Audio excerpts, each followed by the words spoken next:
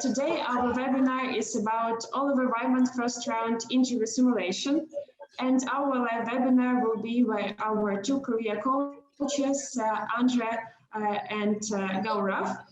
And first of all, I want to introduce you our agenda for today's webinar. So first of all, I want to make a small introduction and tell you about our format and our rules.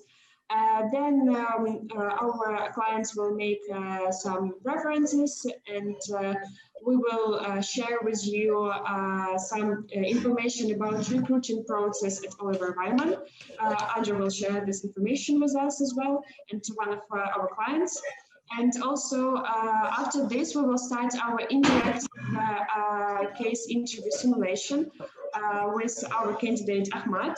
And one of our coaches, Gaurav, will be an interviewer today.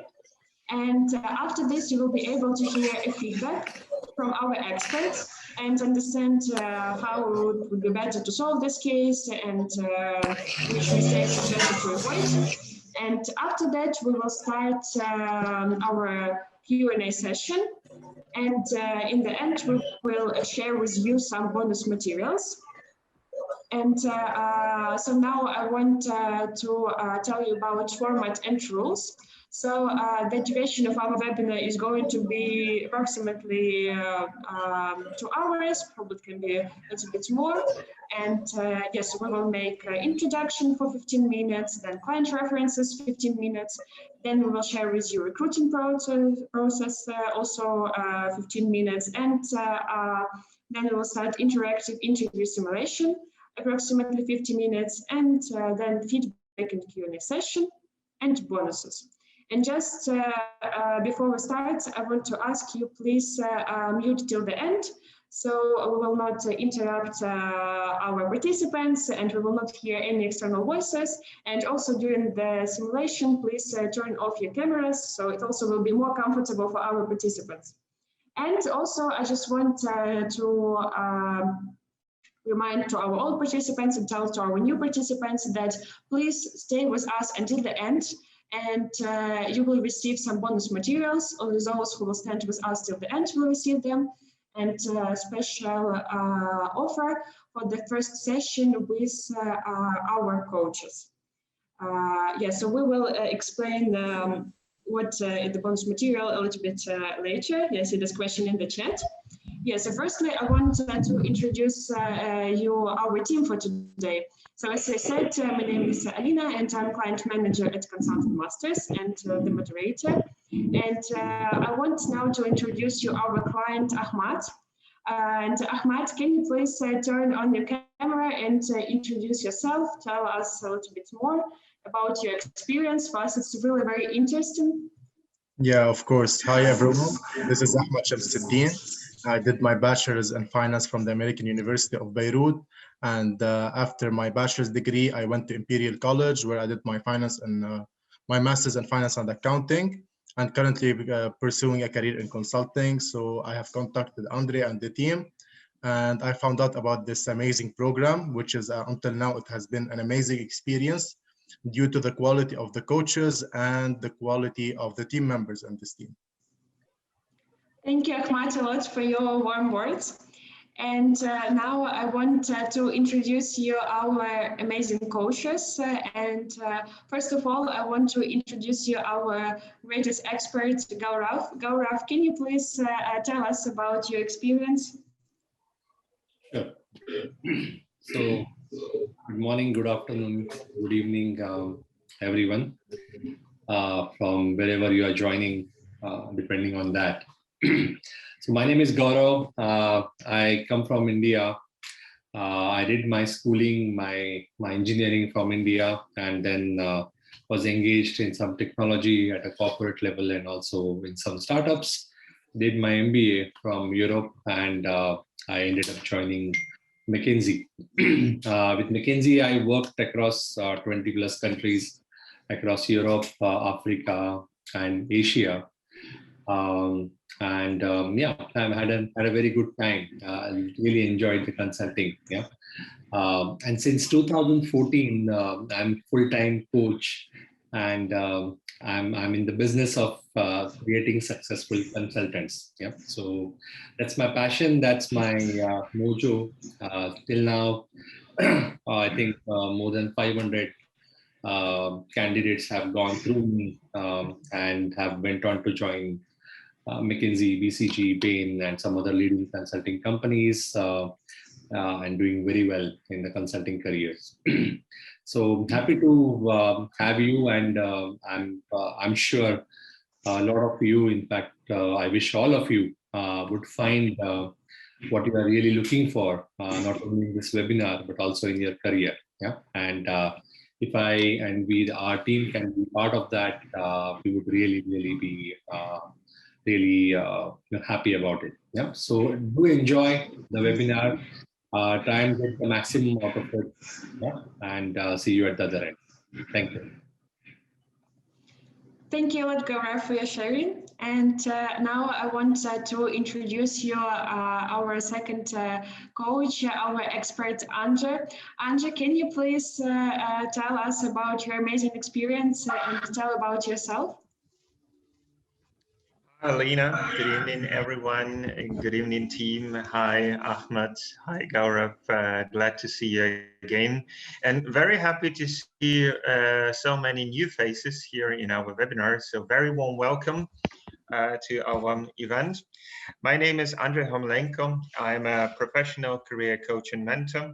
Together with Gaurav and the entire team, we actually help students, MBAs, and young professionals to get into consulting, mainly for two specific reasons. So both me and Gaurav, we have worked several years in consulting.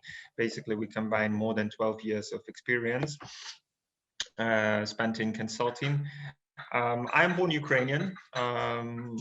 I did my first internship at Krollenberger Kiev office back in 2010. And my second project was about Winter Sochi Olympic Games. So I was totally amused about the kind of work I was able to create.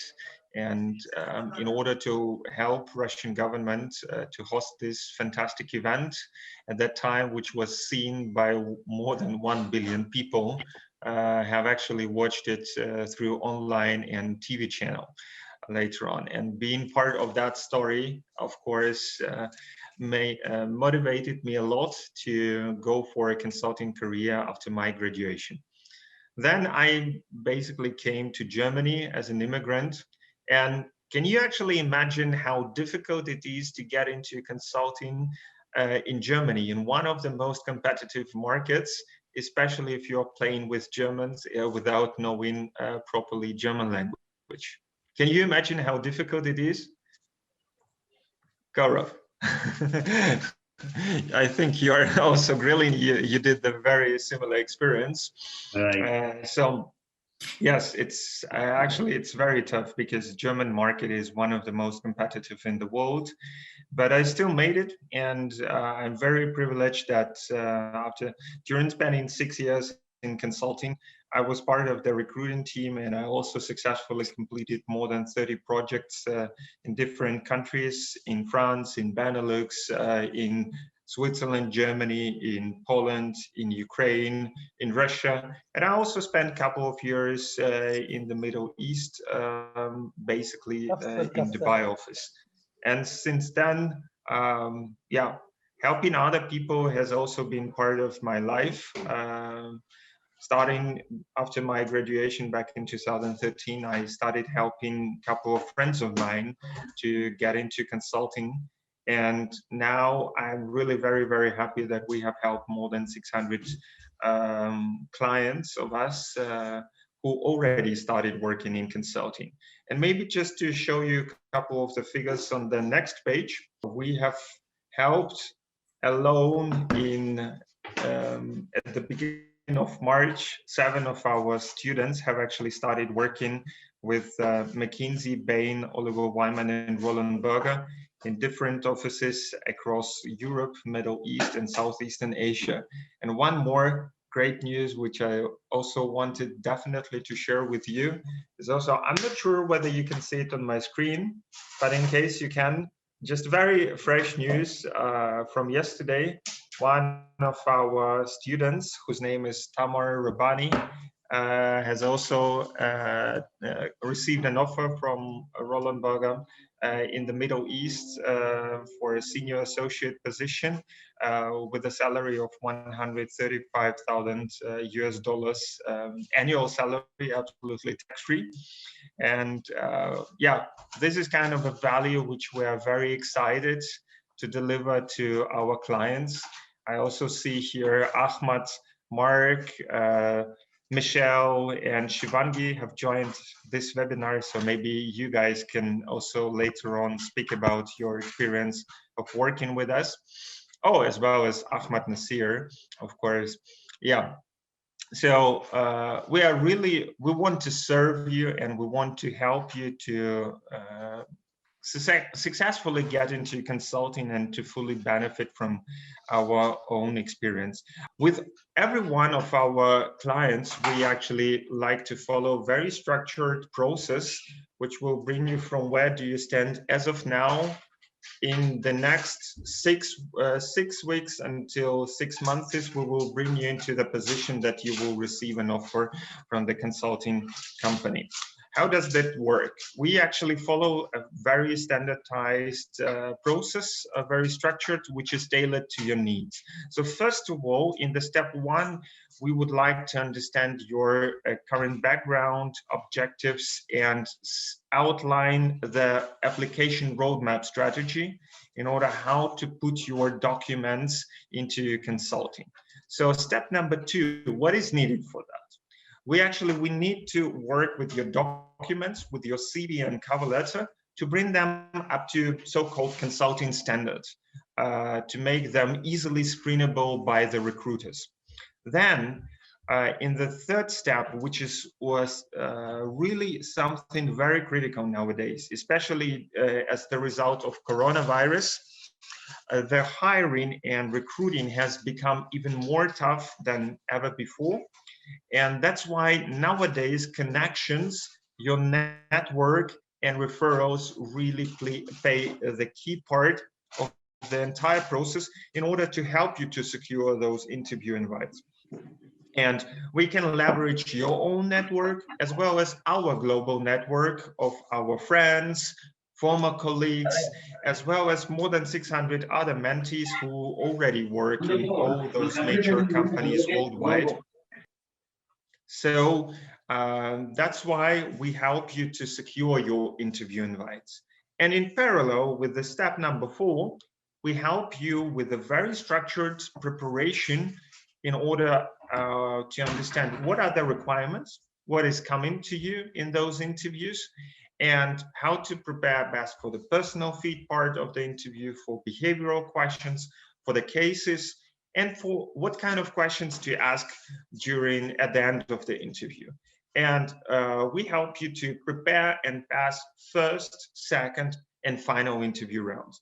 So you will see today in this webinar how we actually help our clients to prepare for the first interview round simulation. That's why we have called this webinar First Interview Round at Oliver Wyman, because we are going to prepare Ahmad Chamseddine, who is going to have an interview with Oliver Wyman by the end of this month, specifically to that step, and we help him into the entire process.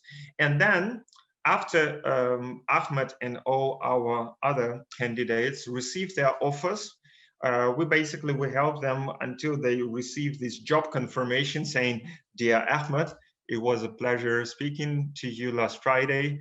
Our congratulations. We would like to submit you an offer. Could you please share your postal details as well as your passport and personal details for us to sign you the contract out?" Best regards, Maria from Oliver Wyman or McKinsey recruiting team. So this is exactly the outcome which we are committed to deliver to every one of our clients. And our hit rate so far with VIP clients has been 10 out of 10. So we help all of them. And then after our clients receive their offers, we also help them in onboarding, in making the right decision, like the offer from which company is the best for you, given your long-term goals and objectives. And we also help you to become a star consultant, not only to survive in this consulting environment, but to really to thrive. Not that you are kicked out of consulting in the first 6 to 12 months, because there is up or out principle, but that you get your promotions even faster.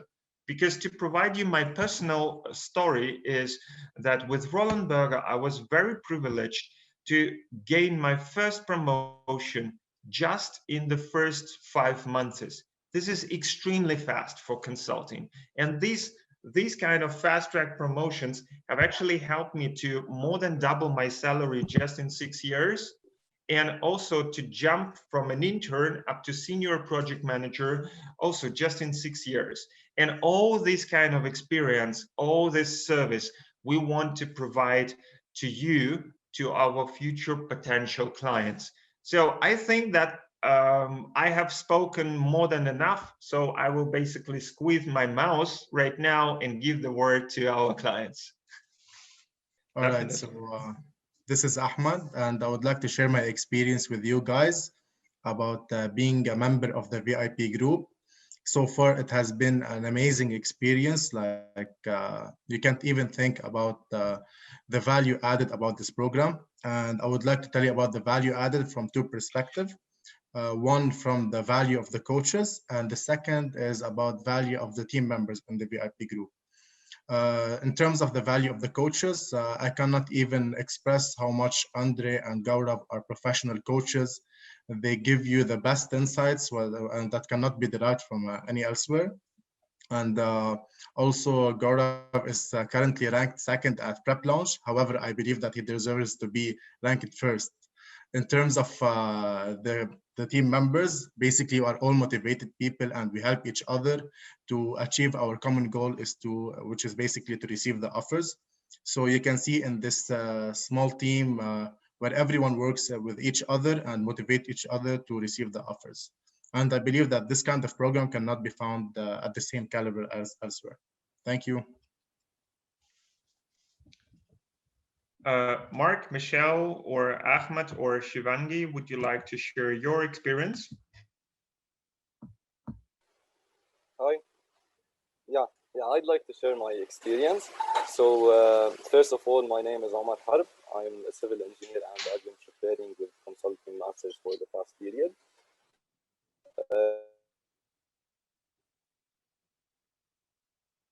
And Gaurav, and first off, you'll learn all the basics needed in order to get started before simulating real interviews where you actually get tested, identify your weak spots and your strengths in order to leverage those. On the other hand, you feel like you're a part of a big family where we're all helping each other, sharing our experiences, our learning, and it's nice to see how every one of us is improving from the start. So yeah, overall, it's been an amazing experience. I do recommend it for anyone pursuing a career in consulting. And if any of you guys have any questions regarding my personal experience or like anything about that, please be out open, and I'm glad to answer any questions you might have.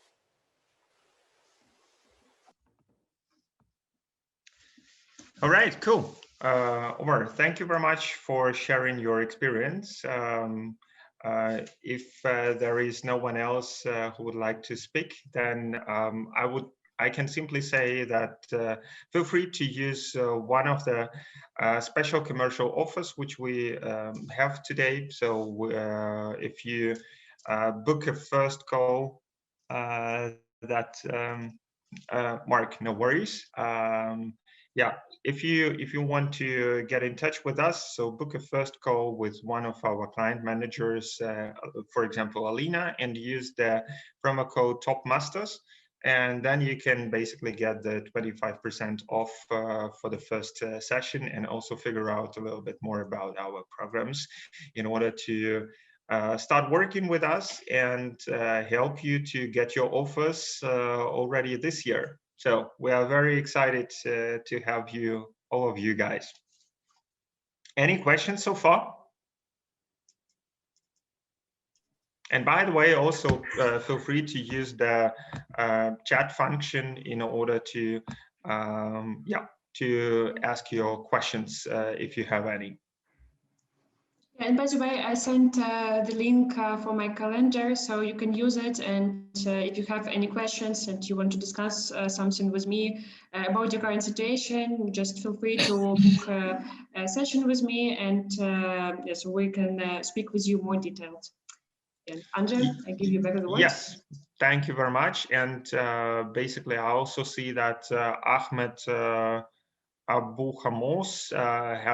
posted a question about, I have a question, why do consulting firms use case interviews although they do not reflect the actual work?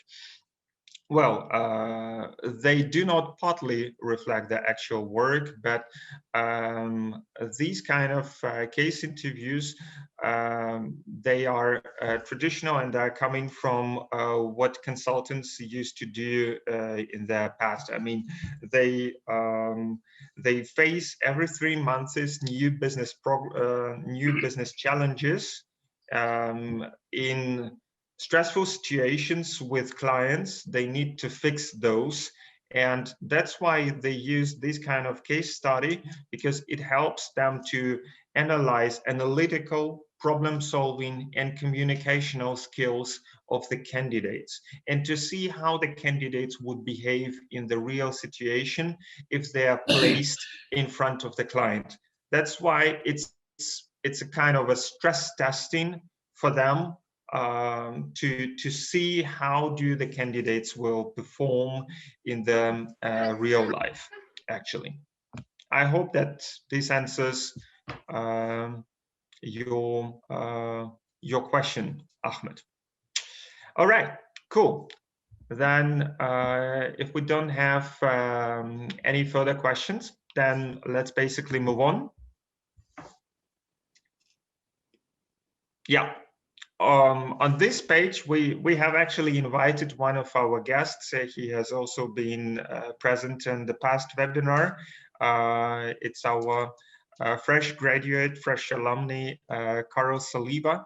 Unfortunately, he has apologized. He is not going to join the webinar today, because he is just starting his first project assignment in Saudi Arabia. So we have actually helped Karol. He went through the entire process with us. We helped him to get an offer from Oliver Wyman Dubai, and he has started 2 weeks ago in Dubai. And now he's on the mission in Saudi Arabia for one of the telecom providers over there. So Karol actually wanted to provide us some deep insights about the interview process at Oliver Wyman. Luckily, he has already detailedly briefed Ahmad Chamseddine on his request. So we connected both guys so that Ahmad could also better prepare for Oliver Wyman interview. So Ahmad, would you like to share with us some of the key information about Oliver Wyman as a firm and their interview process? Of course, Andre, I'll be glad to share some information about Oliver Wyman. So basically, Oliver Wyman is part of a big group, which is Marsh & McLennan. They have been founded in 1984, and they have started growing outside the US in 1988. And currently, they have been growing in terms of acquisitions, like the Oliver Wyman Group. And they have globally known to carry transformation work, leveraging group companies. So they usually help companies to leverage their expertise and this kind of things. As in terms of culture, this is a dynamic and entrepreneurial culture, according to Carl, and where they value exceptional people with intelligence, energy, passion, and commitment to excellence. This is also a non-hierarchical environment which is based on respect, and there is no artificial barriers to advancement, thus allowing people to actually advance the ladder easily. Moving forward, basically, I have discussed with Carl about the recruiting process at Oliver Wyman, and he told me that there is 6 rounds of interviews, and each round is basically about 2 main aspects. The first one is conversational aspect, and the second one is the case cracking aspect. In the conversational aspect, they are actually looking into your interest, your motivation, and why you want to join Oliver Wyman, but they don't actually ask the normal questions, like they don't actually ask traditional questions. So one of the questions that have been asked to Carl is basically, for example, if you were given a magical stick, which kind of jobs would you actually choose? Like, what is your dream job? And this was actually a good question to be asked. And regarding the case cracking, the difficulty, of course, increases with the rounds, and they are actually testing multiple things, which are mainly 4. The first one will be structuring skills, creativity, problem solving, and communication. So basically, in order to crack the case at Oliver Wyman, you have to be a top performer in those 4 aspects. And in terms of the difficulty, it might not be directly linked to the number of rounds. So you might be interviewed by someone who doesn't have the energy to do a case, or he just threw a very simple case, or you might face someone who is really busy and give you a really harsh case, which has been witnessed by Carl. But luckily, Carl did only 4 interviews, 4 rounds, and he was able to get the offer. That was it about Oliver Wyman, and I hope that it was insightful for you guys. Yeah, let me just add a few things out of my own experience. I think Oliver Wyman is a great firm, one of the oldest in the game. And if you just see on the previous slide, they are part of a very huge group. Yeah, and what it means is a lot of time you get a very huge transformation projects in Oliver Wyman, which are entering the group from various other sister companies. So in terms of the breadth of exposure, sorry for my bad throat, breadth of exposure, what you get over here is very good. In terms of the interview rounds, again, a lot of different offices are using different things in Oliver Wyman. For example, if you actually see, some of the offices are using some numerical tests, which are similar to the GMAT numerical section. Some offices do not. For example, I think German office doesn't use this test anymore. London office use something which is very similar to a personality test. Some others don't. So there is some variation. Rounds are similar to the other consulting companies, as Ahmad was saying. In the first round, few interviews, second round, few interviews, and someone like Carl, who is our student at Consulting Masters, he actually managed to crack the rounds in 2 interviews. And if you have a straight through performance in 2, then typically the 3rd interview is not required. Okay, so that's how typically Oliver Wyman process goes. There are certain variations by offices, and when you are interviewing, it's always a good idea to talk to the recruiter to understand what is that office specific process. Some variation might exist. Yeah. Gaurav, there is a good question from Mav Tao, and the candidate is asking, how well do you need to do in each round to get the offer? For example, is it essential to finish the case, or can you progress even if you don't complete it? Case completion and case percentage completion has nothing to do with the result. not just in Oliver Wyman, but for any other consulting company.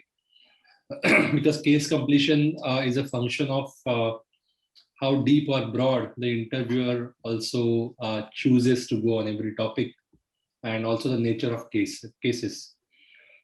So don't worry about the completion.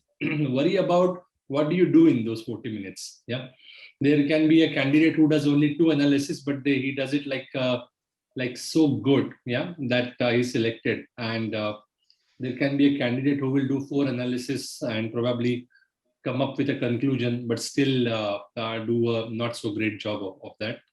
So thinking from the perspective of completing the case and hence increasing the speed and missing out on details is a bad strategy. Okay. And do you feel shorter time limits are tougher than those where you have more time? No, nothing to do with it. Shorter timeline is shorter time is felt by you, but don't forget, even your evaluators know that you have shorter time. Yeah.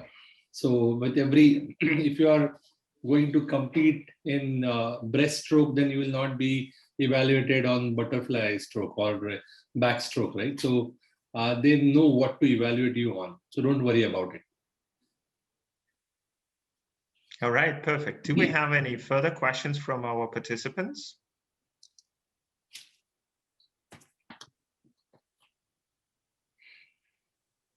All right. Seems like it's not the case. So let's move on to the key part of our today's show.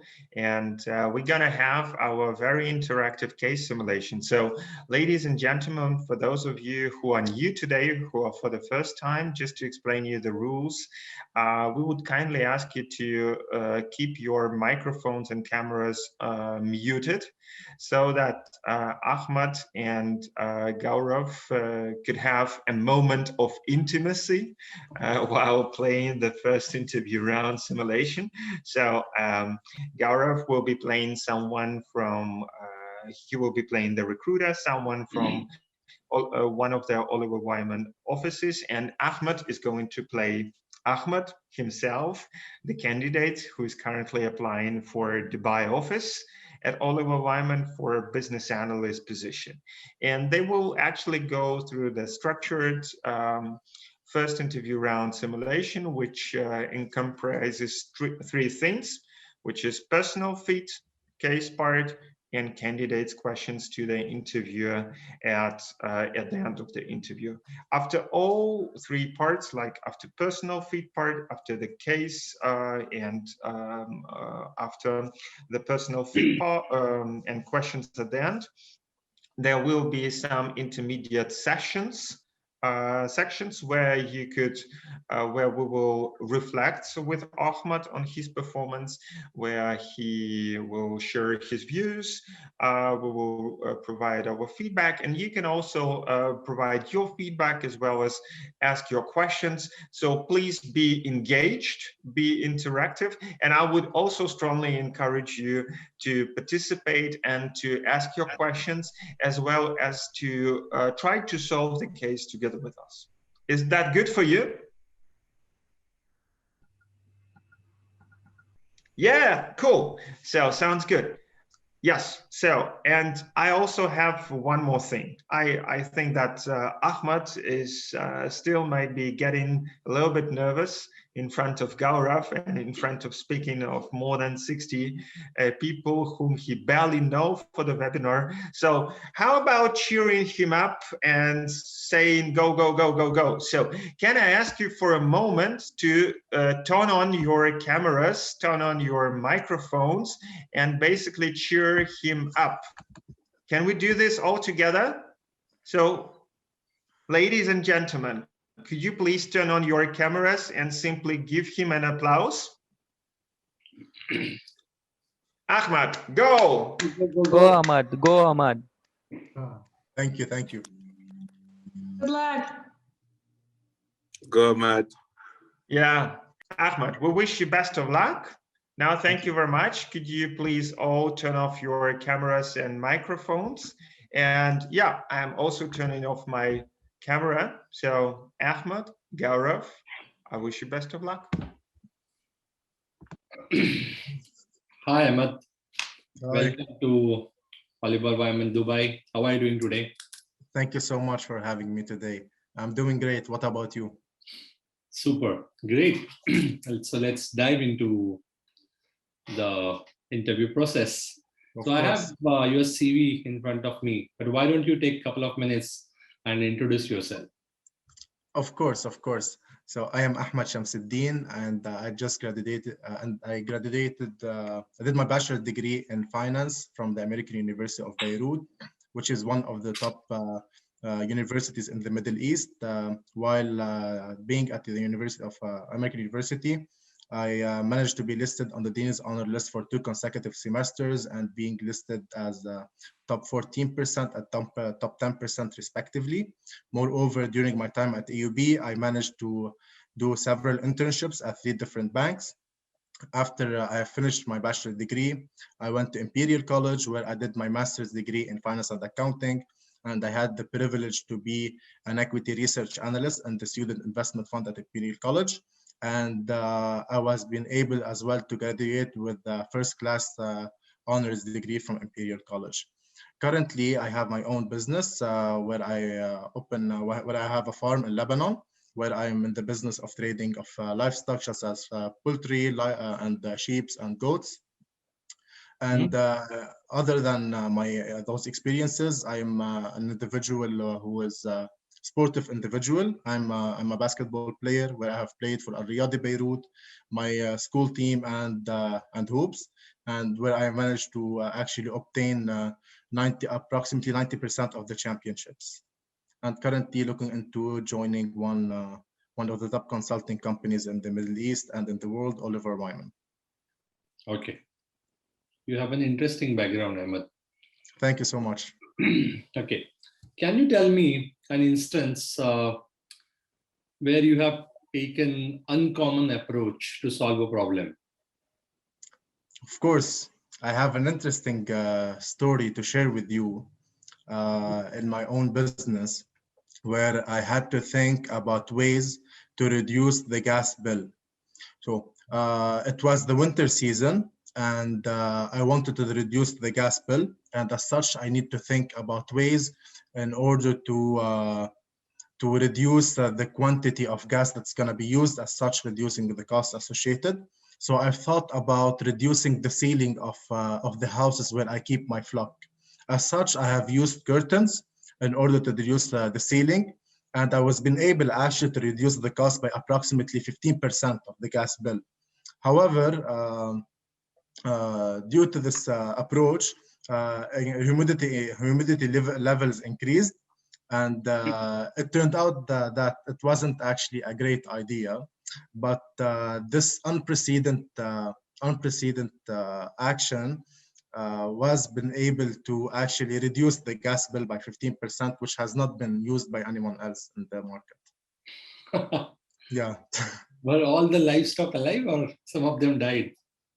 Well, great things that no one died, but humidity levels affected my flock really great. So it wasn't a great idea after all. Okay. Okay. Interesting. One more question from my side. Is there anything that you feel that you dislike but you still have to do? That's a good question, actually. Well, it depends. Like, is it related to a professional setting or like a day-to-day Yeah, of course. I activities? think we are only interested in your professional life at the time. Yes. Basically, I don't like to see a lot of complexity in terms of numbers in front of me. I don't really like math aspects. So sometimes I get stressed about the math levels. What are you doing in consulting? I'm definitely gonna use math a lot, so that's why I'm currently taking a lot of courses on how to improve my math skills, and actually I have improved dramatically by actually scoring great results by taking some tests on the sides. Okay. So Oliver Wyman has a lot of finance projects, as you would know. Yeah. That's A lot of correct. numerical skills are required. Do you think you are up to it? Of course, I'm up to it since I come from a finance background, and I'm actually used to use the numbers, but non like use by using the calculator or some simple stuff, but not doing the mental math things that might be encountered during the client meetings and during the interview process. Okay. So you're already coming up with this one shortcoming. So why should we hire you? Of course, I believe that you should hire me for three specific reasons. The first one would be my communication skills, the second one would be my personality, and the third one would be my quantitative skills. In terms of communication skills, I believe about quantitative skills, that is sounding very counterintuitive. Quantitative skills is basically more about analysis, but not also about computing the numbers. Okay, give me example.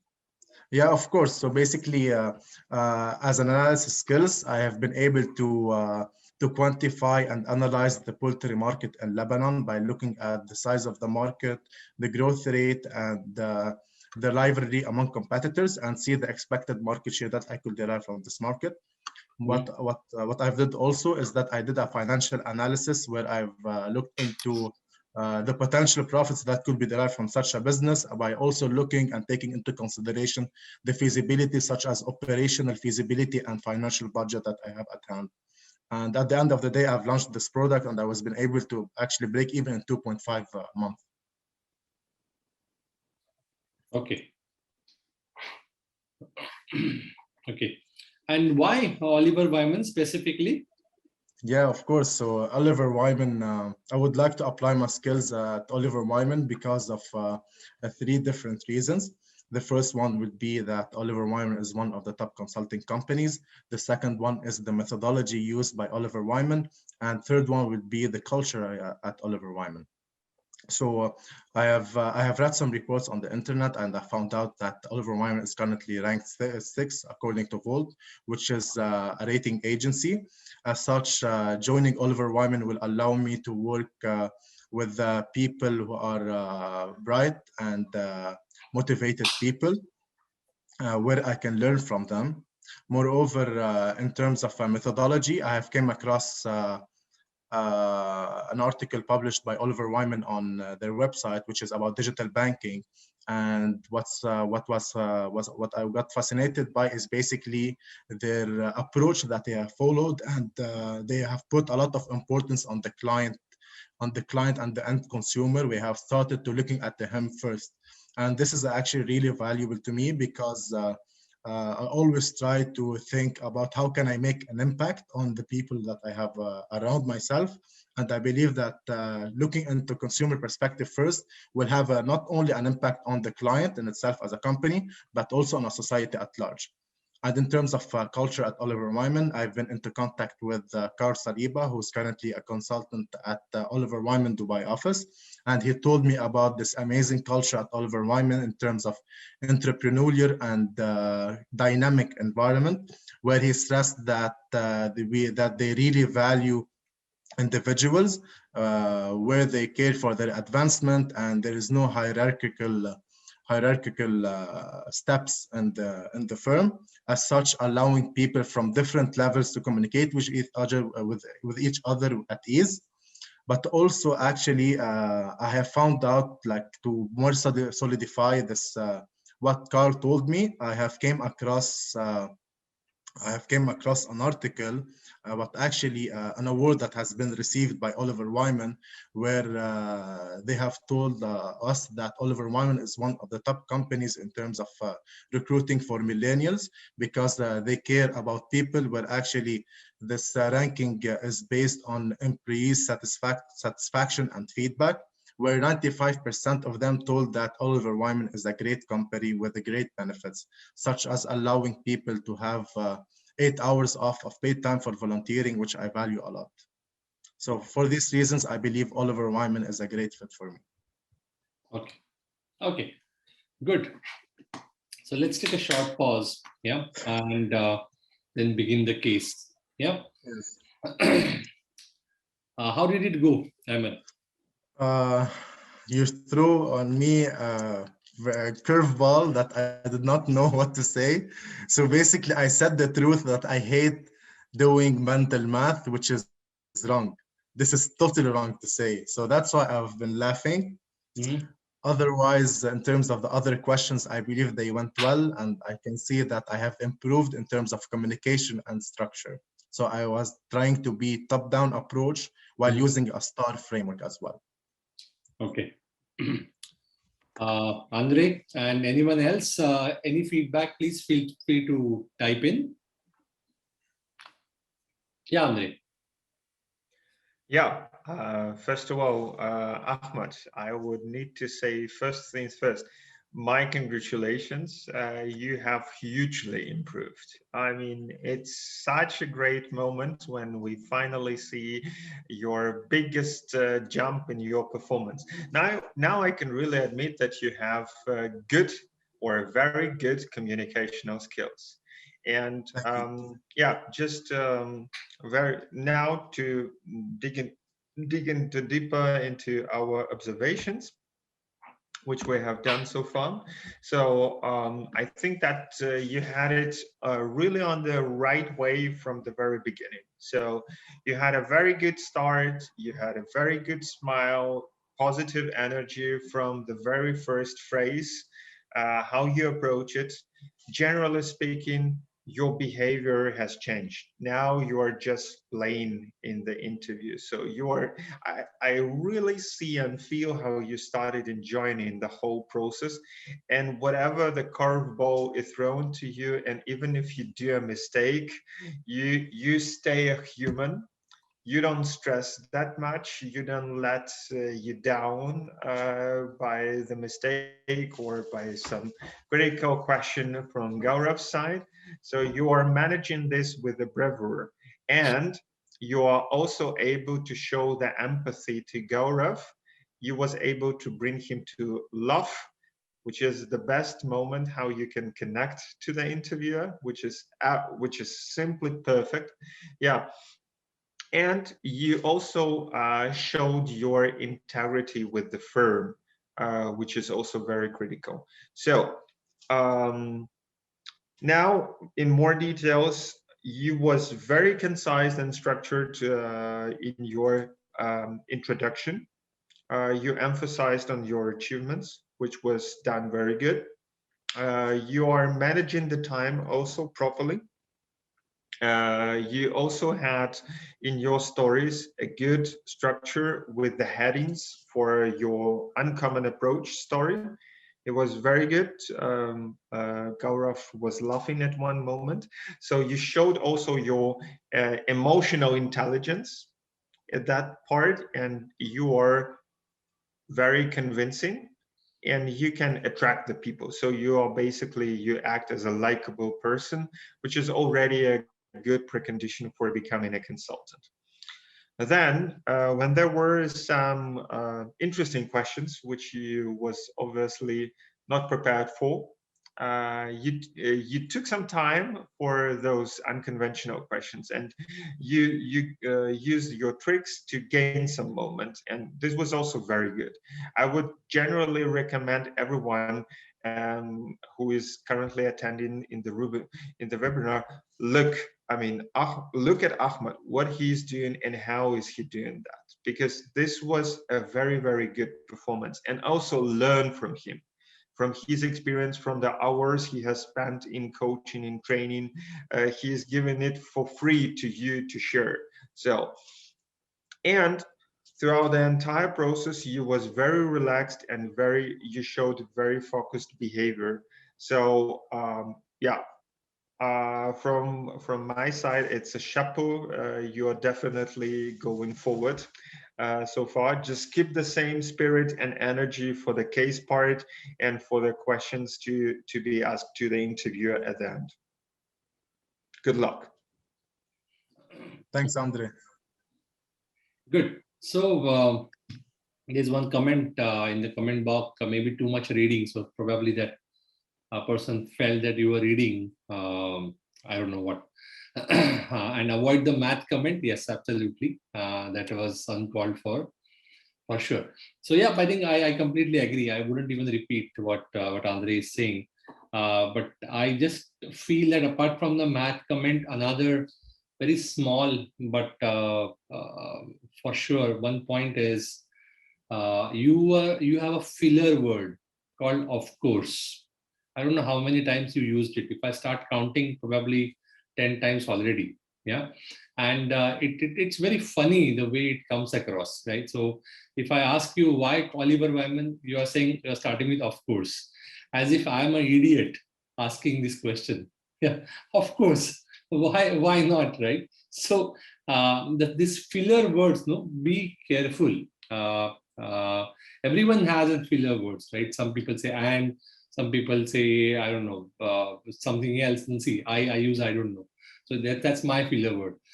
So everyone has a filler word. Just be extra careful about using it too many times. Yeah. Otherwise, it can actually play games unnecessary. Yeah. And also just one more thought came into my mind. I mean, Ahmad, you are already speaking to Gaurav, who is representing Oliver Wyman. Why do you ask in front of him like Oliver Wyman, they do this and that? I read in the publication that they are doing this. Why not to say your company is so great because you are doing this and that? And I would really love to become a part of it. Yep, very good. Make sense to you? Definitely. All right. You gave me this feedback before. These are just the small things. But other than that, you're doing an amazing job. So keep the good spirit. Good luck. Okay. Ahmad, ready? Yes, of course. Okay. So your client is Patati. It's a French company that sells raw material for the potato fries. Yeah. So those uncooked potato pieces or unfried potato pieces they sell. Yeah.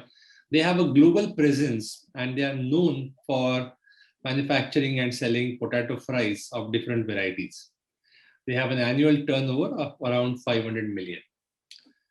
3 years back, in 2014, they launched a new type of product called potato wedges in their top 3 markets, UK, USA, and Japan. Today, in 2017, the CEO of Patati is concerned about diminishing profitability of the potato wedges business. He has called you to analyze the situation and advise him on how to turn around this situation. Thank you so much, Gaurav, for this interesting case. So our client is Patati, who is a French company who sells raw material of French fries to end consumers. And they have launched this new product, potato wedges, where they have been witnessing a decline in profitability. And as such, we have been hired to analyze the situation and turn around what has actually happened. Is that correct? Absolutely. Spot on. I just have some clarifying questions to understand better the situation and what did they do. Can I? Why not, please? So you have told me that they sell the fries of different variety. Is it also applicable for wedges? Might be, but for the sake of this case, let's consider only one type of wedges. Okay. It's a good question. And the second question is about the market. Has the competitors or the market has witnessed a decline in profitability as well? Actually not. The competitors are maintaining the profitability. Okay. So this is here an internal problem then faced by the company. Okay, so I just want to ask you as well, you told me that they have launched this product in 3 areas, top market, US, UK, USA, and Japan. But is the problem present in all of these countries or in just particular country? That's a very good question. And I'm happy to share that this problem is specifically in the UK market. Okay. And one last question is about the success factors about our client. Does he have any profit margins he want to achieve or restore profitability, for example? Do you have any data on that? We don't have any numbers per se, but what the CEO is saying that when he launched in 2014, those profitability numbers were good. So even if we can reach to that level, yeah, that would be great. That he can call that as a turnaround. Okay, so restoring profitability.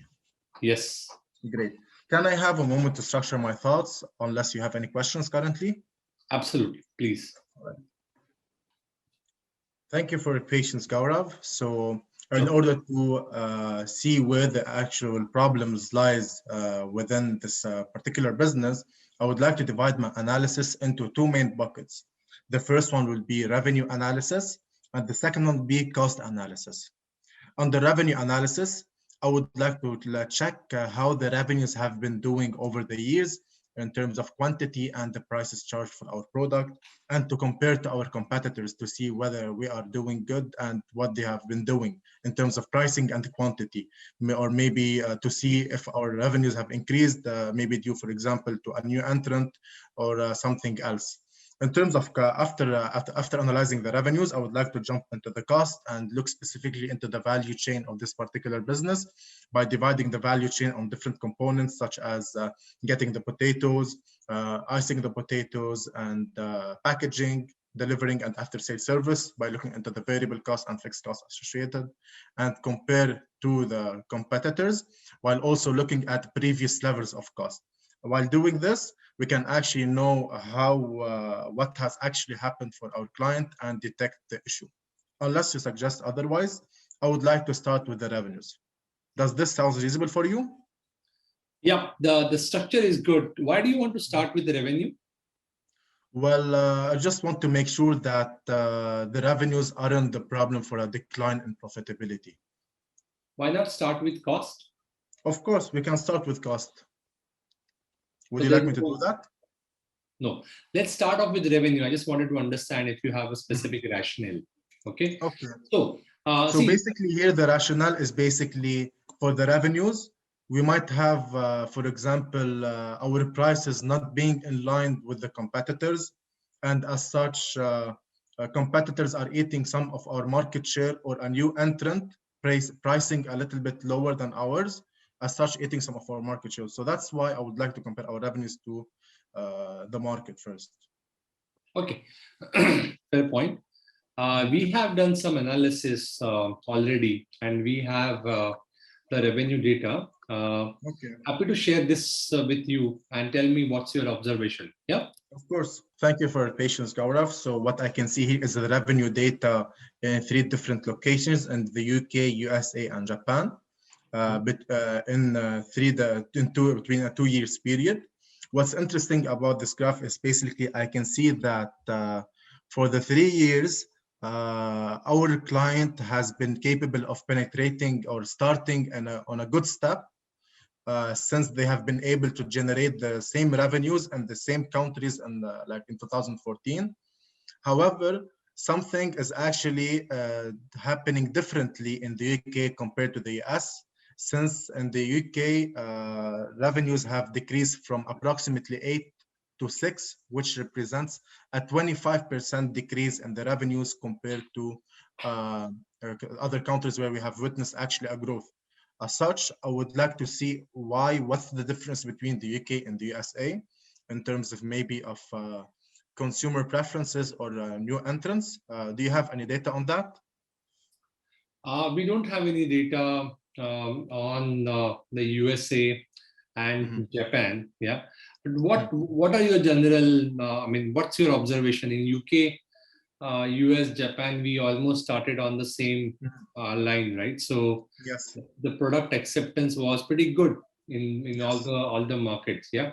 Why suddenly so much dip in the UK market? Can you brainstorm any possible reasons? Of course. Can I have a moment? Sure. Yeah. Thank you for your patience, Gaurav. So I've thought about some possibilities why the revenues have actually declined in the UK, dividing them into external factors and internal factors. In terms of external factors, it could be that there is a new substitute that has eaten some market share from our current businesses. The second factor that it could be that a new entrant entered the market that has, for example, a better quality than our product, and thus eating some market share from our current businesses. The third option could be that the pricing of our competitors has actually changed. As such, while we are not actually changing our prices, and we have witnessed then a shift from our consumers to the competitors. And last but not least, for the external factors, it could be that the consumer preferences has actually changed the preferences. So this actually depends on the kind of product that we offer. For example, the competitor might be actually offering their clients some flavored wedges while we are not doing this. In terms of internal, I basically came up with one idea, which is basically the quality perceived of our product, that it might be looking at inferior compared to the competition. As such, might be for the reasons why our revenues have declined. Do you have any data points on that? You spoke about the price point, right? Yes. Okay. So that's a good point. Yeah. We have some information about the price point. So our competitor intelligence suggests that the competitors have reduced the price per portion of the potato wedges from $6 per portion in 2014 to $4 in 2016. Yeah. And as far as we understand, they haven't significantly lost on their profitability. They are maintaining the profitability. Whereas our price have remained same at $6 over the last 3 years. What's your reaction on that? Can I have a moment to maybe come up with why this has actually happened?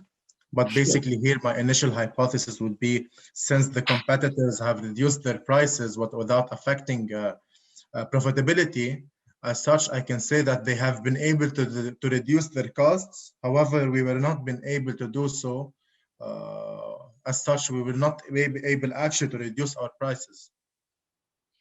Yeah, I think that's a good hypothesis. But why don't you tell me what's the structure that is coming to your mind? What all possibilities are there? Yes. Okay. Can I have a moment? Sure.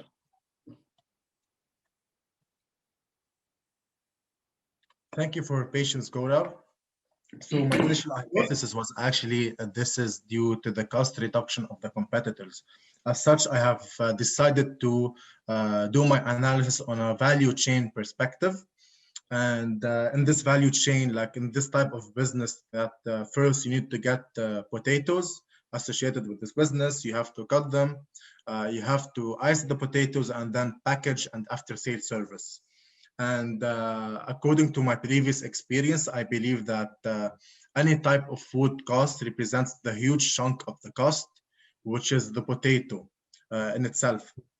As such, the competitors might actually be getting the potatoes from a different suppliers than us. Second, they could be buying in bulk quantities.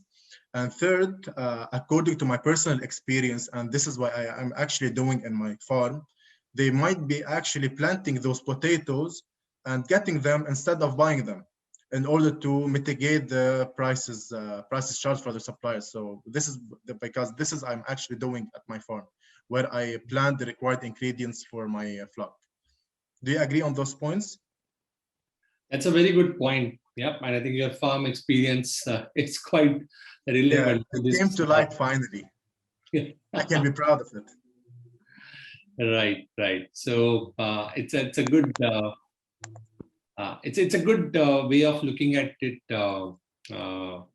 Ahmad, for sure. Right. So absolutely, I think there has been a reduction in the cost. That is what we can see. And yes, potato procurement represents a big cost, almost 75% of this in this entire value chain. Yes, our clients, our competitors basically have decided to grow this themselves. Now, want to share some data with you.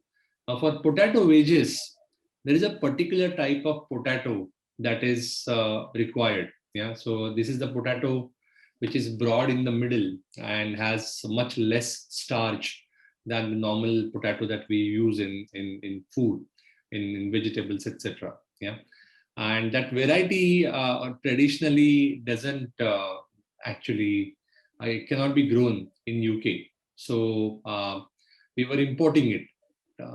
Everyone was importing it, but our competitors have now invested in a greenhouse. So they are creating that atmosphere to grow the potato, and they are doing it for themselves, and they have found success. Yeah, and as a result, they are able to reduce their price. Okay, so at this stage, if I have to ask you that our competitors are doing this in this particular new greenhouse and in-housing this growing of potatoes, yeah. What do you suggest? You think our client also should follow the suit, or there are other ideas that you have in mind? And how would you evaluate this? Can I have a moment to come back to you with an answer, structured answer? Yeah.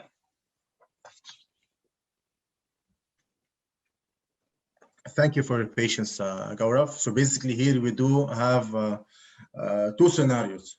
The first one is actually doing nothing, like leaving the situation as it is. And the second one is actually doing what the competitors are doing, which is actually building this greenhouse, and planting the required potatoes for our business. In order to actually evaluate the second option, we need to look, I believe, into two things: financial factors, non-financial factors, and the feasibility of this particular business. Oh, very good. In terms of financials, I would like to look into the revenues impact if we embed this particular idea, and the cost impact on this, like by how much we'll be able to reduce our cost of potatoes. And I just want to elaborate something on the revenues. So basically, if we can actually reduce our cost of potatoes, we'll be able to reduce our price. As such, we might be actually selling more quantities. So as such, we might have a revenue impact as well. I would also like to consider the initial investment required in order to see the return on investment, and know the profitability level and compare it to not doing anything. From a non-financial standpoint, I would like to look what will actually happen if we don't put this particular technology, which I believe that since we are living in a technological world, we need always to following the technological advancements. And since our revenues have been declining, have declined 25% from 2014 to 2016, we might actually be eaten up by the competitors because we are not up to the standards of the market. And this is a non-financial factor. In terms of feasibility, I would like to see if basically our client has the operational feasibility, the financial budget, and the strategic fit if they are gonna decide to do such an idea. What do you think? It's a good way of looking at it. Yeah. So let's say now the client CEO is coming to your room, yeah, and he's looking for your recommendation in terms of what he should be doing. Yeah. So what's your recommendation? Okay. Can I just have, like, do we have any numbers regarding the profit impact in order to embed it in the recommendation from financial standpoints? I don't have any number. Yeah, so let's say they invest in the technology is a financially viable option, yeah, and not just keeping the same situation. Yeah, take that as an answer from my side, so that you can have a little bit holistic conclusion. Can I have a moment to structure my thoughts? Yeah. Thank you for your patience, Gaurav. So after analyzing the case and we have found out that the profits have been declining, I would like to recommend our client to start building greenhouses in order to reduce the cost of potatoes, since it is financially viable and non-financially justified. As such, as of next steps, I would like to help our client by actually embedding this new in-house agriculture by advising him how to do it, but also help him discover new areas of improvement in terms of cost reduction in his current business by, for example, automating the processes if he's not actually automating them. And we can help you with that. Do you have any questions? No. Thank you. Thanks a lot. Do you have any questions for me? Yes, I do have. Well, I do have two questions. May I ask the first one? Sure, please. So, after reading these article about Oliver Wyman culture and the kind of people there, and they all told me that it's a fun culture and everything is great. But could you please tell me, what do you value the most about Oliver Wyman? Okay, assume that I have answered it. Ask me another one. The second one is basically I wanted to ask you that I've noticed that you have been at Oliver Wyman for a couple of years, and I believe that you had a lot of experiences in terms of projects that you have undertaken and met a lot of people.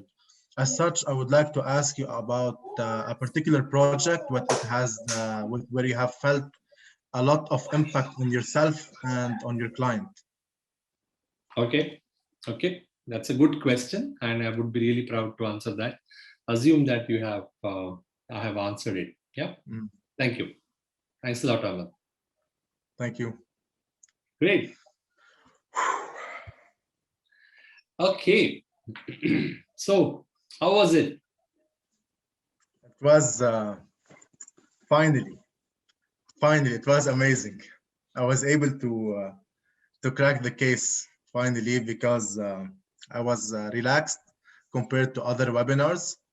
I believe that I was crisp, like you always tell me to be, always on point. I believe I've touched upon the most critical points that I need to cover. And I don't think that there is any red flags in this particular case simulation. Ahmad and Gaurav, sorry, I just want to have some more fun in our webinar tonight. So, Ahmad, I just really want to celebrate your performance and your biggest improvement, which we have seen since we have started practicing with you 1 month ago. So, ladies and gentlemen, can you please turn on your camera? And can you actually tell Ahmad, was this good or was this bad? So what do you think? Paul, start. Good, man. I liked how you structured your thoughts. Great improvement. The vocabulary was even amazing. The way you structured your calculations, or what you were saying, you introduced what you're going to do, your framework, and then you did it. I see great improvements, man. I see great things coming. Thank you, Paul. Thank you so much. Yeah. Can please, every one of you, turn on your cameras and your microphones for a while? Because this is something really special moment for Ahmad. Can we actually help him to enjoy this one? So Benjamin, I see that you have switched on your camera. So what do you think? Was it good? I think there's not even comparable to, I don't think I was here last week, but like 2 weeks ago for the Roland Berger case. I mean, nothing comparable. And for me, you said it, the point that where you made the most improvements is how relaxed you were and not getting yourself like busted because you couldn't find the answer. At the end, cases is not about finding the good or right, the good or wrong. I mean, the perfect answer is to show that you don't get emotionally too involved if you don't go to the right path and you're open to like going into another way. And I felt like even if you didn't go to the good way you wanted to, Gaurav, you said like, okay, let's go more to this, and you were happy to do it. And I feel it's a much more improvement because you can easily be, I don't know, affected by the and say, okay, fuck, it's not the way I wanted to go, and it is. So congrats, man. Very good. Thank you so much. This is basically due to Gaurav and Andre. Yeah, thank you, Benjamin. Chantal Busman, do you want to share your views?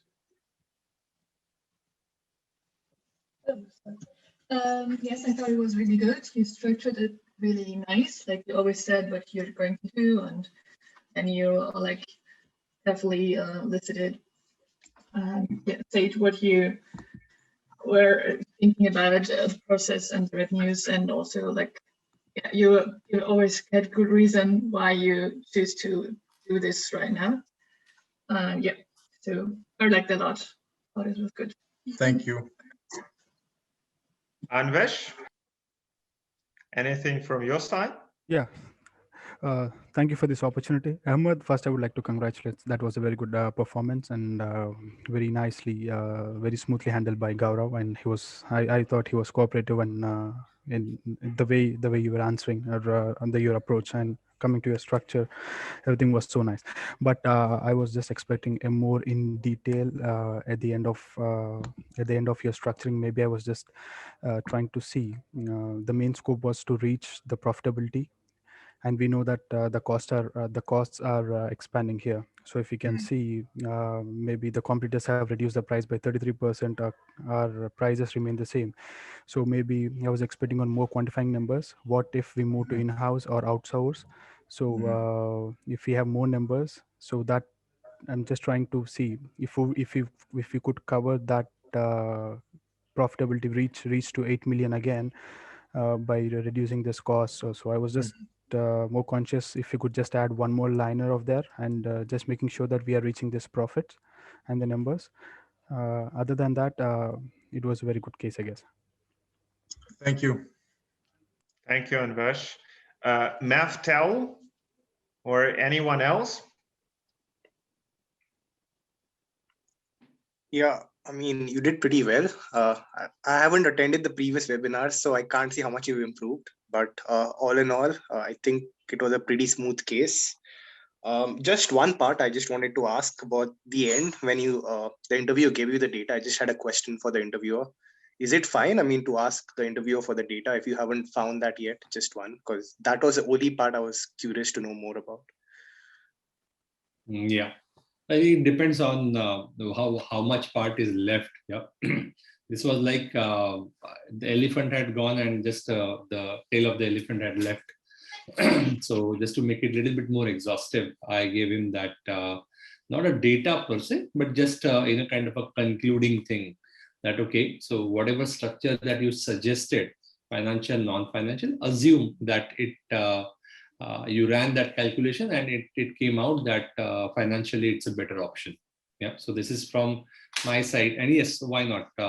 Interviewers would like to give you a hand, yeah, in that kind of stuff. Now, of course, I mean, if you haven't covered anything and then you're asking for it just to make the conclusion complete, that is not going to happen.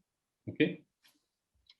Another question I had was, I mean, say there was a part in your structure that you did not cover in the case. Can the interviewee ask you to like go back to that part, or would you drive him and say, okay, that's not needed? What do you mean by that? Just can you elaborate? Say in the structure there was a part mentioned. I mean, he didn't mention, but say I wanted to know who the customers are, for example. Are they end consumers? Are they intermediate retailers? Who are they? So if that part wasn't covered by you and I need that for the recommendation, can I ask you abruptly, you know, like, do we have any data, although it's not part of the case? No, you shouldn't. Okay. See, don't forget that structure is nothing but proposal. Okay, I think somebody asked in the start why case cracking is not simulating the real work environment. Funny thing is, it actually simulates. Yeah, if you really think about it. In fact, we encourage you to practice in such a way that it's a real life project. Yeah, and structure is nothing but the draft proposal that you send to the client. So if you don't have it in the proposal, yeah, then you of course don't have it in the steering committee. Okay, fair enough. Thank you. Thank you, Maftal. Next question, and Alok Chabal, how was your impression? And what's your I was question? trying to get my video on, but I could not get it. I really appreciate his progress. I saw him on the first case, and I'm sorry, but first case you completely blew up. And this one, I'm not a judge, but this one was way better than the first case. Clear improvement. I think if you are on the same line, nobody can stop you from getting a job at the place which you are looking forward to. Thank you. All right, thank you very much. Fayaz Fazul, what is your take and your question?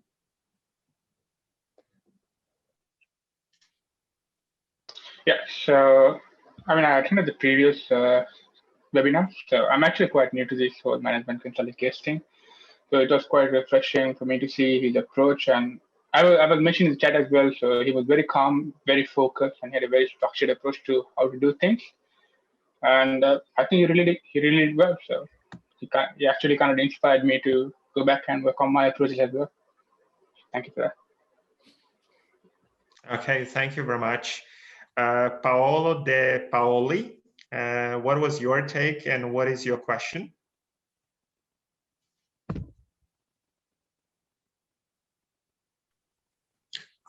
Hi, thank you for giving me the chance to ask a question. I'm new to this thing. This is the first one that I attend. I just wanted to ask that basically Ahmad was sure that the reduction in profitability was either due to a reduction of revenues or an increase in costs. And I'm just wondering if there are some other cases for a reduction in profitability. Let's say revenues increase, but costs increase more proportionally than that, and if it's okay to also contemplate these scenarios.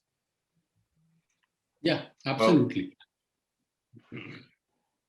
Yes, you basically, as one of the restructuring guys here with a couple of years of expertise, I can give you a couple of answers about that. So basically, what can happen is that there are several scenarios possible. Either your revenues go down, your cost maintain, or your cost go up, your revenues maintain. And then there is a tricky thing begins when both your revenues and your costs are going up, but disproportionately, or going down, but also disproportionately, which will result that your profit margin will be decreasing over the time. Exactly. So all these four kind of scenarios could be contemplated. That's why it's important at the very beginning just to see how the overall profitability is developing for the past 5 years. I'm just giving you some of the Roland Berger, how to say, life hacks from what we have been taught in the first 2 weeks after joining the company. Okay. All right. So cool. Is it a mistake from Ahmad of just contemplating those two scenarios, or is just a more complete answer the fact of saying there could be a more than proportional increase in cost, and at the end just concentrating on two more basic scenarios that are decreasing revenues and maintaining cost, and increasing revenues and then increasing cost and maintaining revenues? Yeah, so we should mention them Paolo, and just concentrate on the two. It was not his mistake. I think it is still good for intermediate or advanced candidate. I mean, just don't forget that there is just a small difference between me and Ahmad. Ahmad sure. is just waiting for his several years to be spent in consulting. Sure. No, it was great. I was just wondering if it was some kind of error. Just saying. Thanks. Oh, Paolo. It's all good, but of course, if you can play all of these scenarios, you can show that you are even ahead of the curve. Oh, so okay. that will be something like considered to be an outstanding performance. Oh, okay. Thank you for your time. Yeah, sure.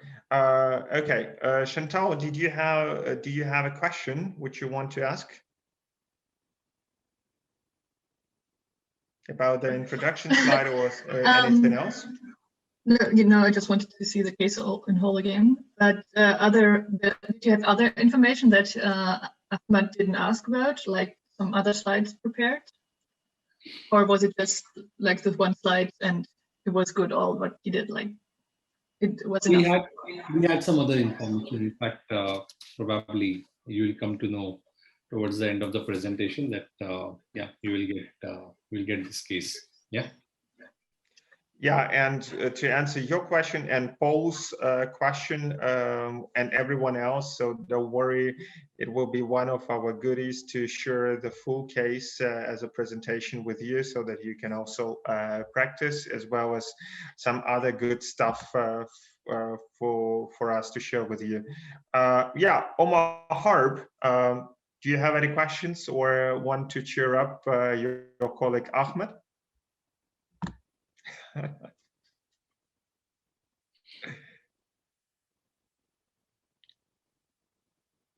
All right.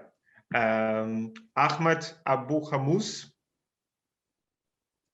Was it you, Ahmed? Was it me? What exactly?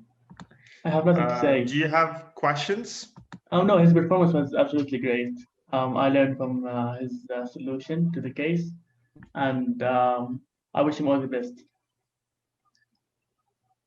Great, thank you very much. Anand Tiwari, any question from your side and cheering up for Ahmed?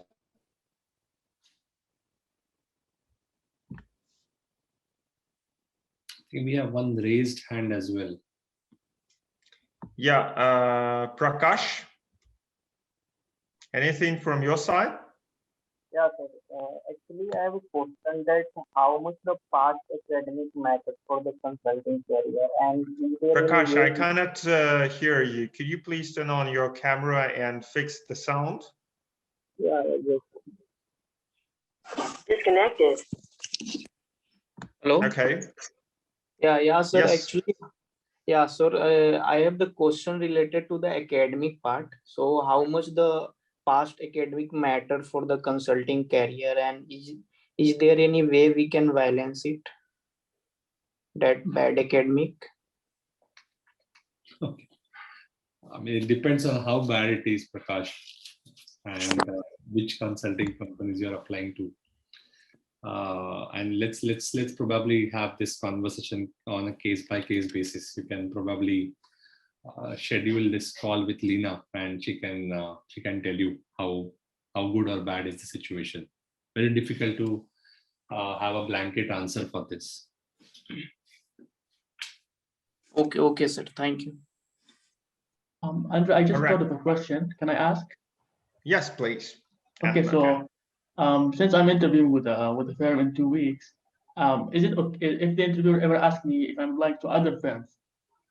How should I exactly answer that question? Because I don't want to give the impression that I don't want to join that specific firm and I just want to join the industry. How do they actually perceive you if you're applying to multiple firms at the same time? What's the question? I didn't get that. So you are interviewing for the firm, and the interviewer asks you, are you interviewing for other firms? Yeah. And how should I exactly answer the question without giving the impression that I'm not like giving their firm the most priority? I mean, there's nothing to lie in this. Yeah. I mean, everybody is adult in the process. So if you are saying that you're only targeting one firm, probably that might not be believed. So you can always say that, yes, of course, I don't want to keep all my eggs in the same bucket. Yeah. At the same time, I do appreciate the value proposition of your firm, and I feel that aligns with my career strategy, and then give point A, point B, point C related to their firm. Yeah. You don't need to create an impression that you are madly in love with this firm, and if this firm I don't get, I'll commit a suicide. Yeah, that's not the commitment that they're looking for. Yeah, makes sense. I mean, it happened to me last summer when I was applying for an internship, and I didn't think the interviewer liked my answer. So it's just always in the back of my head and how to give a proper answer. Okay. Yeah, that's why I asked. Okay, thank you. All right.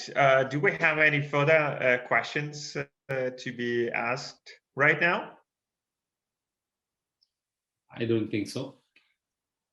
If that's not the case, I just want to give the moment of glory to Ahmad because I'm so happy for him that he finally did this great improvement.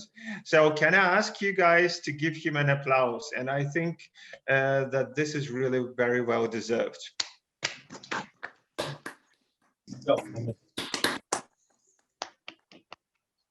Ahmed, great job. And I, Gaurav, our entire team, and I'm pretty sure that all the participants of the webinar, all of us wishes you a very successful upcoming interview with Oliver Wyman and other firms. Thank you so much, guys. Just before we move to the next step, Ahmad, now I think that you have come down a little bit. Can you maybe help other participants and share your thinking process throughout the case? So what was literally happening in your case, in your head? How was you going throughout the case? What was so important? Like what kind of hypotheses have been driven to you? So can you please reflect and share your feelings with others so that others can also learn from your experience? Of course, of course. So basically in the prompt, what was Gaurav is telling us is that the potato wedges is only launched in 3 particular regions. So a good clarifying question he would be is to understand where the problem lies, because it might not be present in all the countries, but it must actually be present in one of the countries. And the second question that came to my mind is basically, if it is in this particular country, have the competitors as well like witnessed this kind of decline? Because if Gaurav told me that no, so we can directly eliminate the market bucket and we don't have to analyze the market in itself, and we can directly go into the financial analysis of the client in itself. We also need to ask, whenever we have a profitability case or any other case, we need to ask about the success factors. So basically, what's the goal of the client that he wants to achieve? Now, in terms of structure, this is basically a profitability issue. So you would like to structure this in terms of revenues and cost.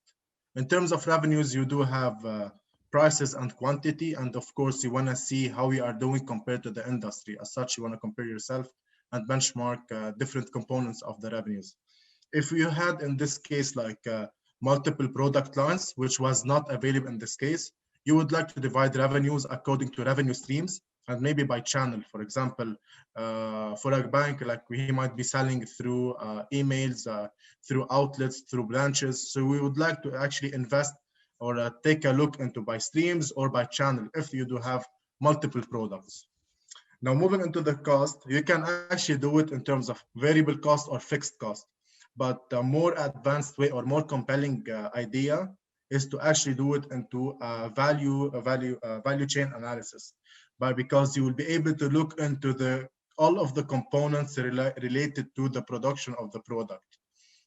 And you can also divide each product according to variable costs and fixed costs associated. And whenever Gaurav shared with me the prices that have been the decrease in prices, however, the profits have been stable of the competitors. So this is basically telling me that the cost of the competitors have also been reduced by the same amount in order to maintain the same profitability. As such, it is clear now that this is a cost issue, since we are not being able to reduce our pricing. Regarding, Ahmad, can I ask you a question before you proceed? Yeah, of course. So you mentioned for the cost you have variable and fixed. So you take the variable cost and you divide it into the value chain? No, you basically take the value chain all You of the take the value value chain. chain, okay. Okay. Then you look at, for example, what do you have in the value chain? Production. You might have some, for example, fixed costs associated, such as the equipment, and in the production. Yeah, so in you some take all type the of costs, not the businesses, variable. Okay. Yeah, Okay. yeah, of course. In Okay. some type of businesses, you might have labor as part of the production, but it might be variable. In some type of businesses. I get it. That way you can dissect. You can know which one is the fixed variable and which one is the variable cost, which one is the fixed cost by dissecting it into the value chain. All right, thanks. Yes, exactly. Now, regarding what we have done next is basically, just 1 second. Yes.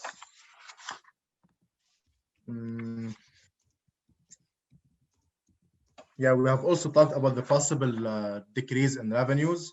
You always want to segment this into external and internal, because mixing internal and external things will not actually look structured.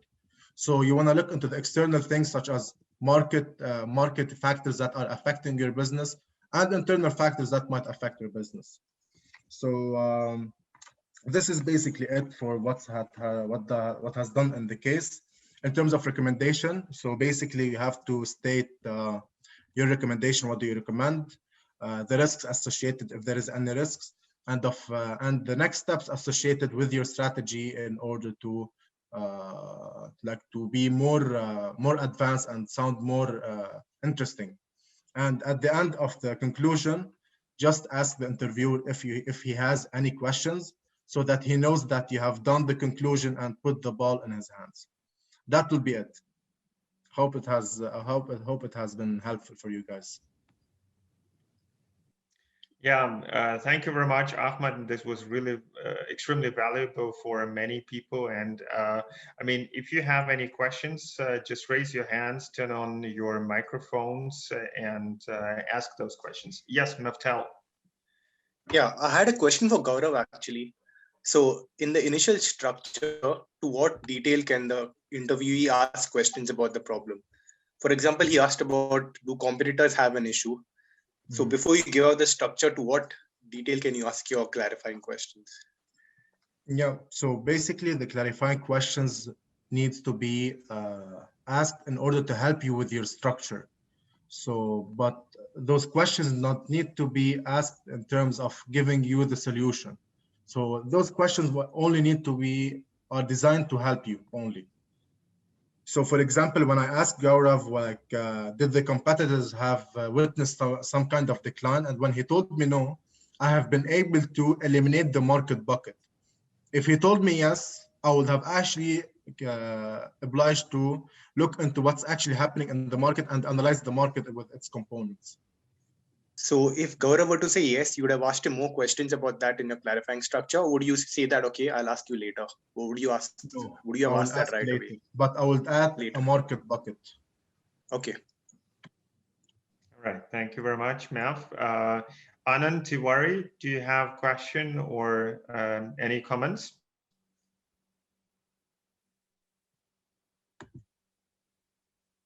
Anand Tiwari.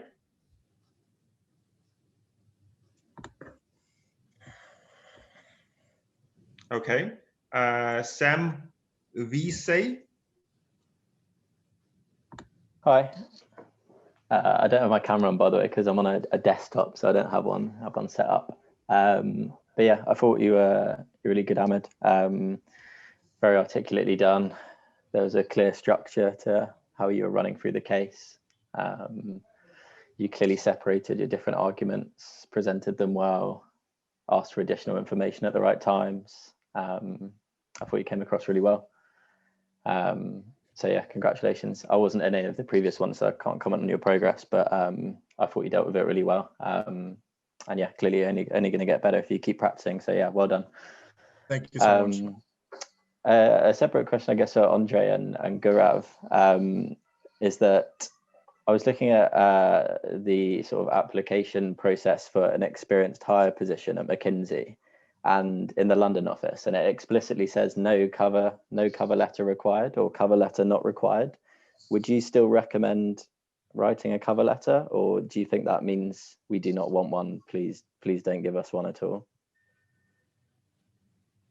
I have a better suggestion for you, Sam. Instead of writing a cover letter, why don't you find a friend who is working in one of in the London office of one of the companies where you want to apply, and why don't you ask him to refer you as a candidate? And in this way, you don't need to write a cover letter, and the guy will probably will help you to open the door.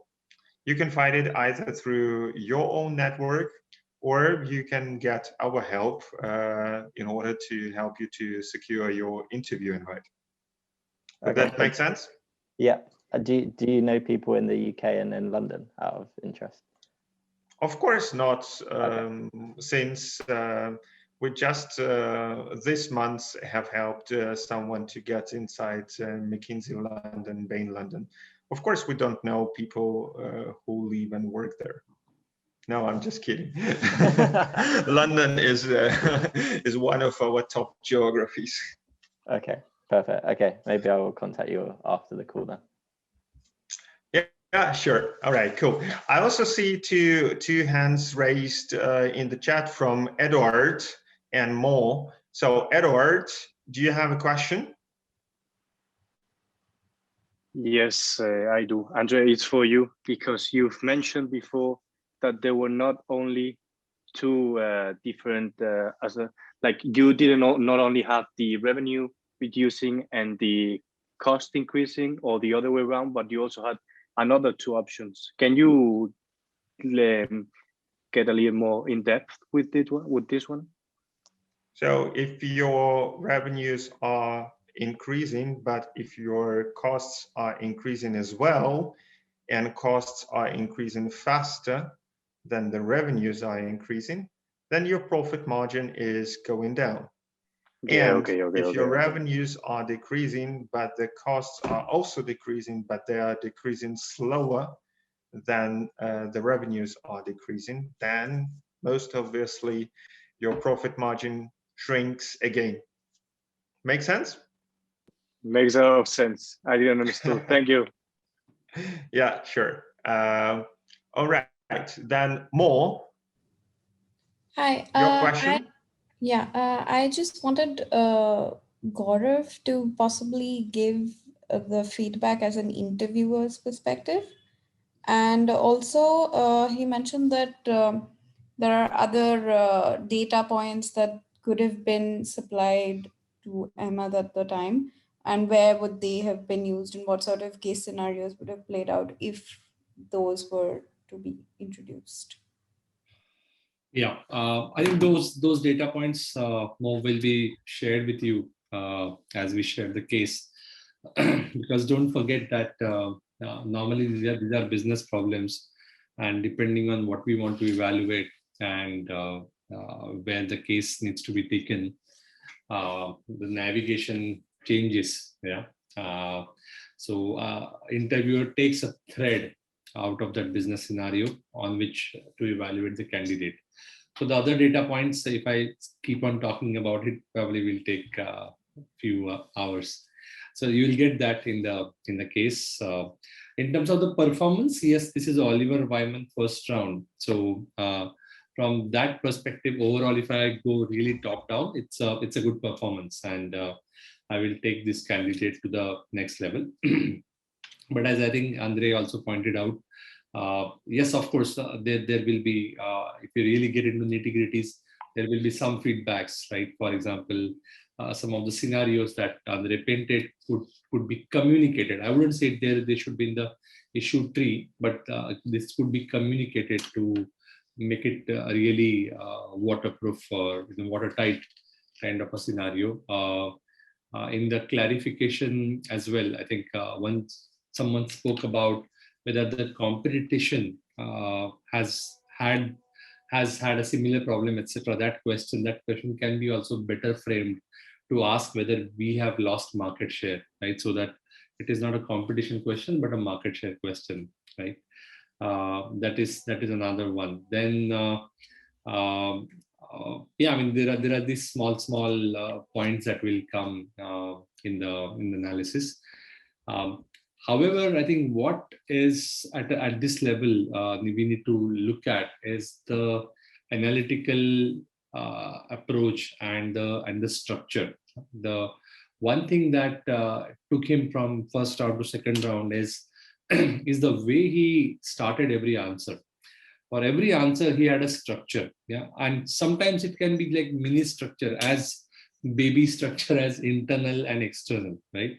So rather than laundry listing the points and jumping to the conclusion, yeah, this guy took time and came pretty structured. Yeah, so if you have a structure and high level inclusion is there, then at lower level, if you even if they miss points, it's okay. Yeah, the interviewer wouldn't mind as much. Yeah, so I think overall it's a good performance for sure, and I'm evaluating him from a perspective of first round.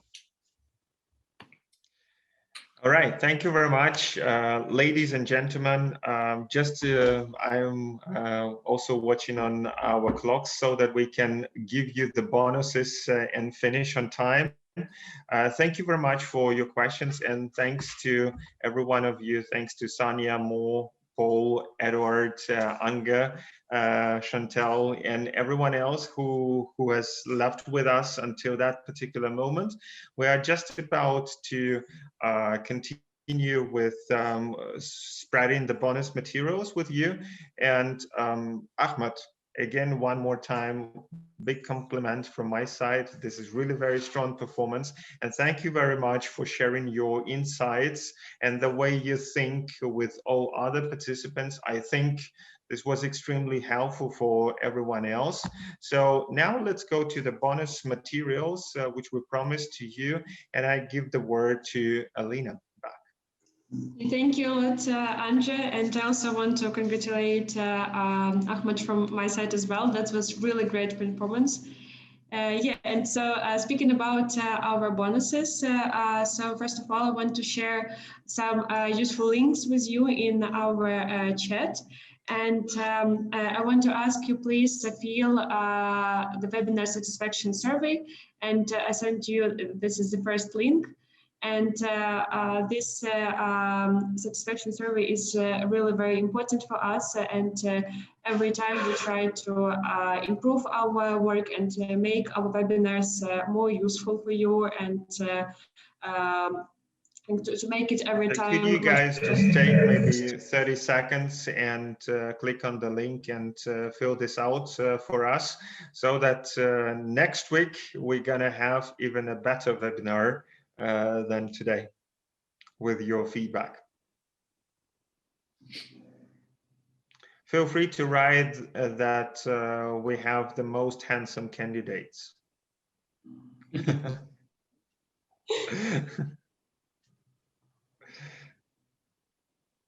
All right. Thank you very much. Alina, please continue.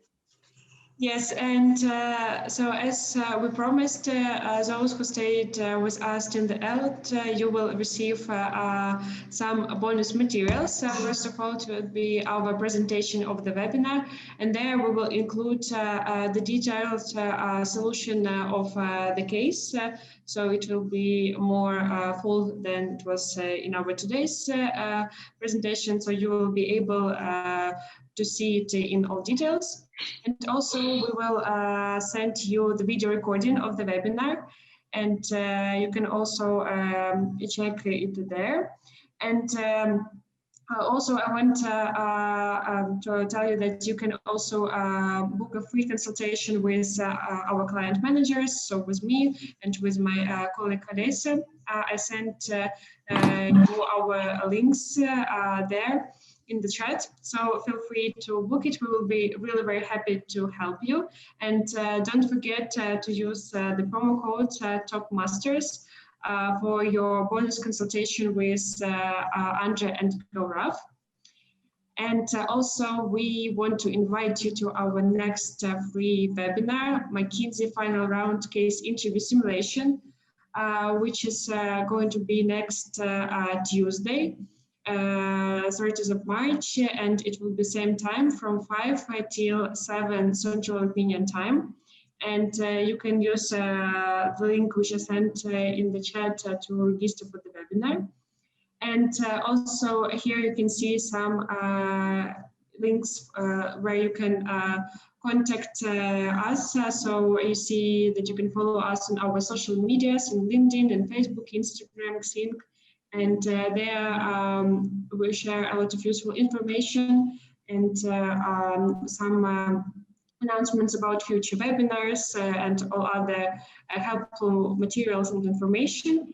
And also you can check our website, and there we also post some announcements about future webinars, and I'm sure that you will find a lot of helpful information for you. Yeah, and I want to tell you thank you a lot, guys, for your active participation today, and it was really a great discussion today. Thank you a lot for your time. I was really happy to see all of you here, and I want to wish you a great evening today and very productive end of the week. Bye-bye, guys.